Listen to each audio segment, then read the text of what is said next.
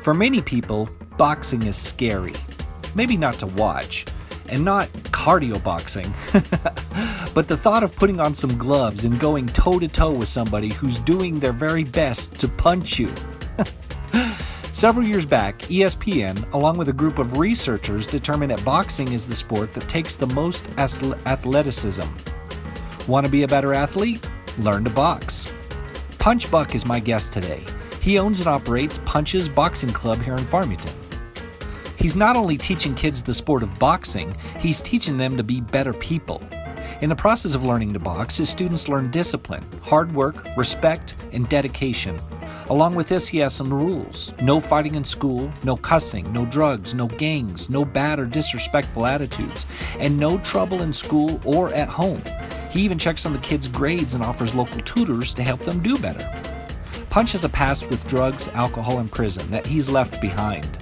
Now, he's a husband, father, business owner, and a positive role model for our community's youth. This is my first time meeting Punch, but he seems like a really great guy. Want to see how it goes? Come along for the ride in Ken's Think Tank. As a mechanic, do you I'm sure you appreciate cars. How about like muscle cars? I love muscle cars. Yeah? I'm just not a big RPM, heavy torque. Right. I was gonna say if we could go in my car to take this cruiser. I have a '64 convertible Impala. Oh! Top comes down. Beautiful car. It's all original. Really? I drive it probably once every 3 months. There in my garage awesome. at home. And Yeah. What color is it? it's called Daytona Blue. It's original Daytona Blue. It's Nice. dark blue. All original 327 with the power glide transmission. Yeah. And I love it. Beautiful car. Have you been to 505 Motorsports? I've been wanting to stop. I actually turned around the other day to go over there, and then I got a call and I had to leave. I was looking at some of the cars they have there. They got some beautiful cars over there.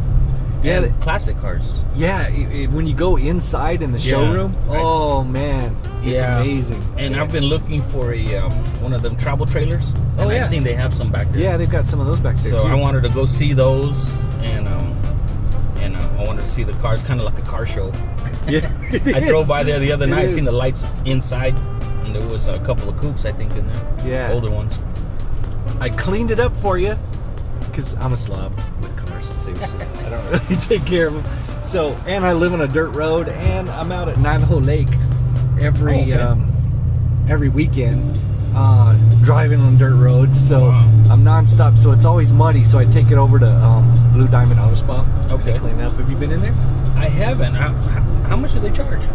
It's well, they've got several different things. So they'll do anything from just drive through the tunnel, wash, to they'll give it a wipe down afterwards. They'll throw the vacuum in there and just kind of vacuum it out for you, and all the way to cleaning the glass and wiping down the dash and everything like that. So I had some of my kids that box for me work there. Oh, really? So yeah, I need to go pay a visit. He's got about, I don't know, like 40, 45 employees, something like that. Yeah, I got a couple of my kids that work there. Hi, how are you? Doing great. Sorry, we're just a little backed up. That's Can I grab okay. your order? Yeah, do you know what you... I'll take a small Mexican mocha. Okay. And just a mocha, large, or large. The middle one. 16? Yeah, 16. All right, can I grab your name? Ken. Ken. Yeah. Okay. I'll be right All right, thanks. Hi. Yeah. Okay. You want me to get it? I'll get it. Oh, no, I got it. Oh, okay. You're the guest, man. I'm used to buying. Thank you. You guys have a good one. You too. Thank you. So you grew up here in Shiprock, right? Yeah, I was born and raised in Shiprock, and I grew up in the tire and the towing business with my dad. Right. And then I graduated high school, and then I went to Phoenix. I went to school for Nissan over there, and then went through all that, and I got in a lot of trouble in the city. I thank God for my wife. She's seen me through all that. Yeah. She was just my friend at the time. Her brother was my best friend, and I really liked her, but she was my best friend's sister. Right. And it was kind of it was weird. And I told her, well, if I leave, will you come with me? And she said, yeah. I said, are you serious? She says, yeah. So we kind of started dating. We started seeing each other on the sneaks, you know. Yeah. So we left town and we moved up here, and it was so not her because she was a city girl. Right. Mom, Dad, I brought you to dinner because my girlfriend is pregnant. And what do? You know? Yeah. So he threw the book at me, and he says, well, if you're man enough to do what you did, you got to be man enough to go to Aztec in the morning and get a marriage license. Right. We went to Aztec, we got married, and we were trying to hide it. We were trying to hide it that we got married. And I was running the shop at the time, the tire shop, and this lady comes in, she was talking to my mom, and she says, hey, Mrs. Buck, congratulations on your son's marriage. And I'm down underneath the counter, and I'm like, what? I'm not married. You know, it hadn't clicked in my mind yet. And she says, well, it's in today's newspaper. I was like, oh no! We ran out there, and the whole world knew that we had gotten married. Yeah. Kind of like that Selena movie. It's funny. So we got married, and now we've been married for 20 years. Going on 21 years. Congrats on that. And 4 beautiful daughters, and man, just blessed over and above. You know? Yeah. My wife is she keeps me in line. She keeps me in line. That may be an important role that women fill in society, is to keep us guys in line. Man. Yeah. She can just give me the look. Yeah. And oh man. Yeah. And when she calls me by my name, I know I'm in trouble. Yeah. When she calls me by my name, I'm like, oh, I'm in trouble. Yep. Oh, that's great. She's the best thing that ever happened to me. You're doing prison ministry. Yeah, I did prison ministry for 2 years with Joe Williams in Albuquerque, and it was all, I call it it's funny because we call it the Holy Ghost setup. I didn't know what was going on that day. They just said, go with this guy, and I was like, okay. So we went with this guy, and he said, we're going into the prison. I was like, where are we taking us? I got a warrant. They're not gonna let me out. He says, no, you're fine. If you come in with me, you're okay. So we went to the prison down there. It was the farm down in Los Lunas. We got into that chapel, and they said church is doing an outreach, and 300 guys packed like 100-person chapel. Wow.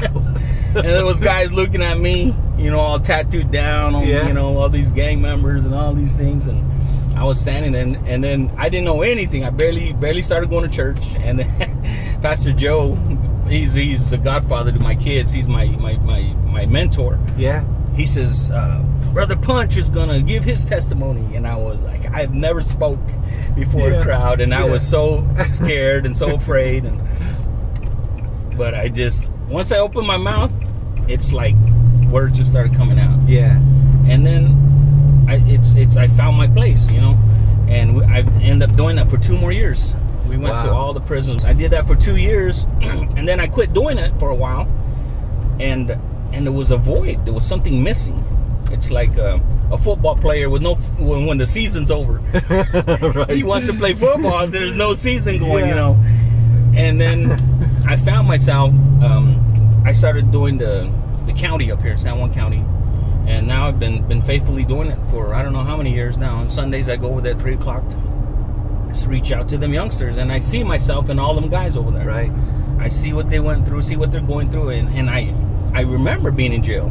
I remember being locked up. I remember, and one good story about the whole thing is my dad was in work furlough, and he started going to church because of a jail minister.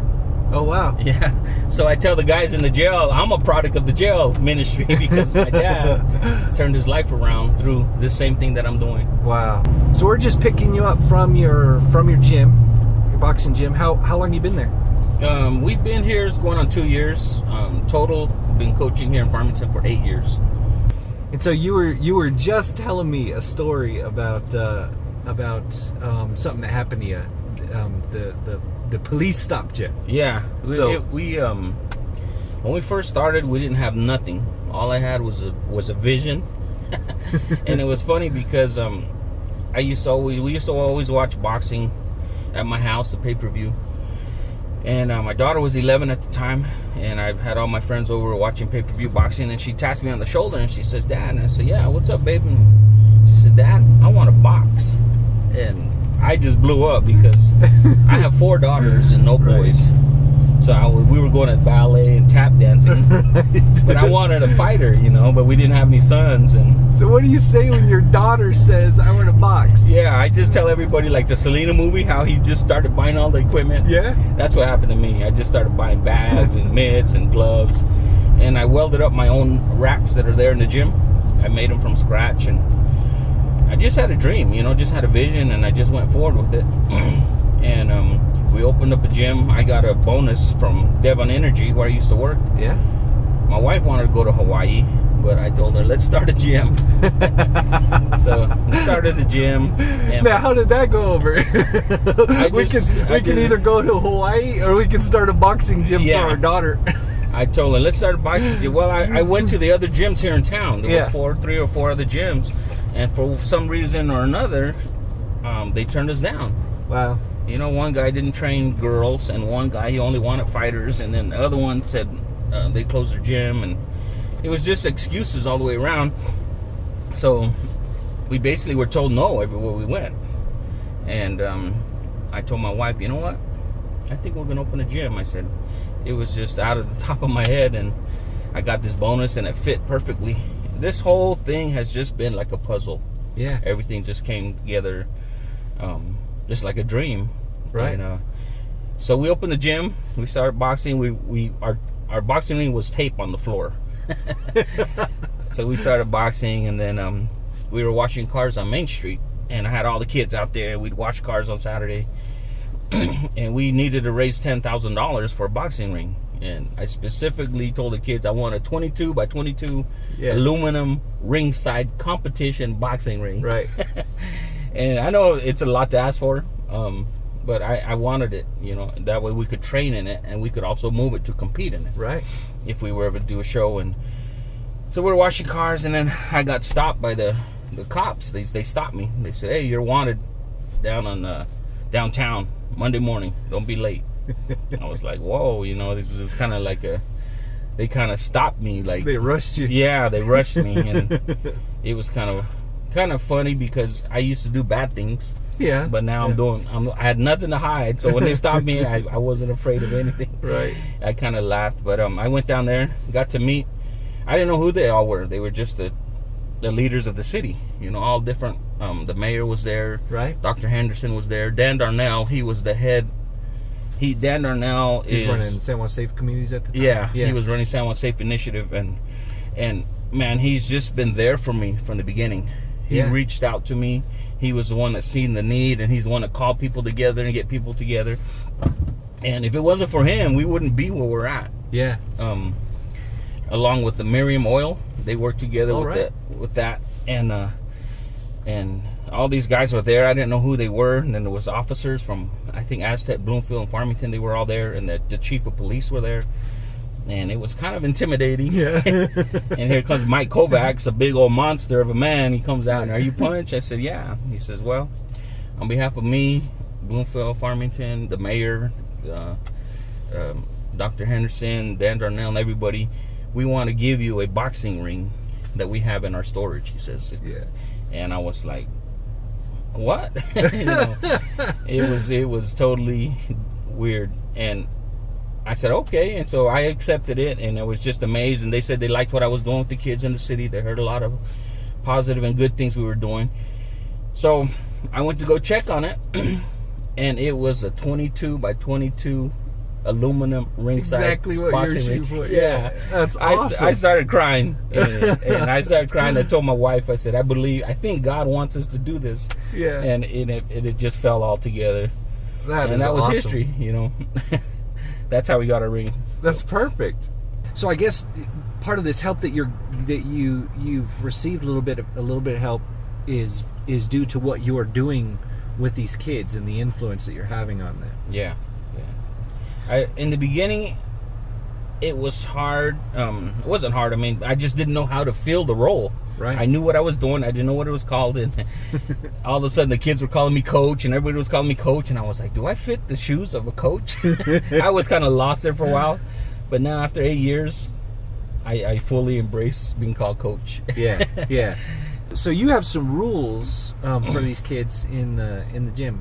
Yeah. So when the kids come and through Facebook, they find my gym. That's the only advertisement I do is Facebook. Right. And everybody contacts me there. They message me, so I tell them, if you're under 18, come with your parents. So they'll come and we sit down, and I kind of interrogate them. You know, I tell them, why are you here? What do you want to, you know?